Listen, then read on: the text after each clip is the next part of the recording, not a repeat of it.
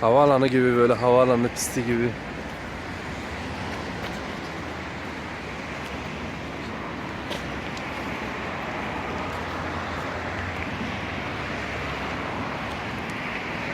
Matrix sahnesi gibi.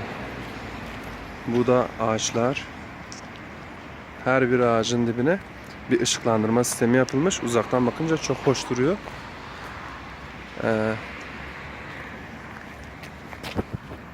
İçinde de beyaz beyaz taşlar var. İsterseniz şöyle bir yakından bakalım. Şurada yeşil olanlar var, sarı olanlar var. Bir renk cümbüşü gibi. Burası Memorial Hastanesi'nin karşısındaki Ekim Park. Merdivenlerin renk olarak deseni de güzel olmuş bayağı. Diğer taraflarda pek bir şey yok. Diğer taraflar için de herhalde çalışma yapılacak anladığım kadarıyla.